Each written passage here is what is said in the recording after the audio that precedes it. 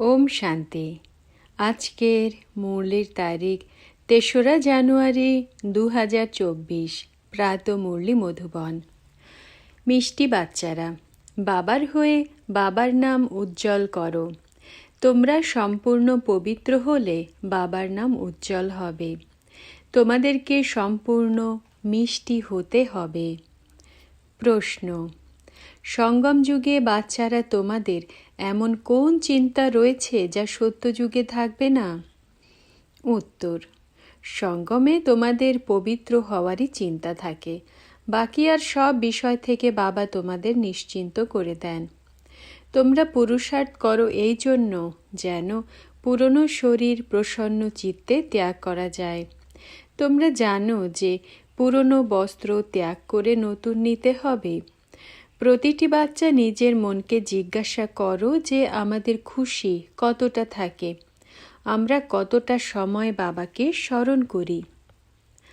ধারণার জন্য মুখ্য সার। প্রথম পয়েন্ট: নিজেকে নিজে প্রশ্ন করো যে ১. আমাদের খুশি কতক্ষণ থাকে। ২.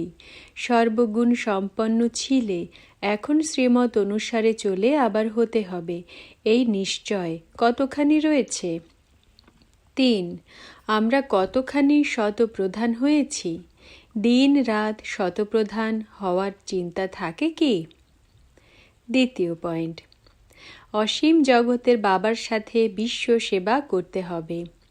অসীম জগতের পড়া পড়তেও হবে, আবার পড়াতেও হবে। দেহ সহ যা কিছু বন্ধন রয়েছে সেগুলিকে বাবার স্মরণে থেকে মুক্ত করতে হবে। বরদান: মালিক ভাবের স্মৃতির দ্বারা মনমনা ভবর স্থিতি তৈরি করে থাকা মাস্টার সর্বশক্তিমান ভব।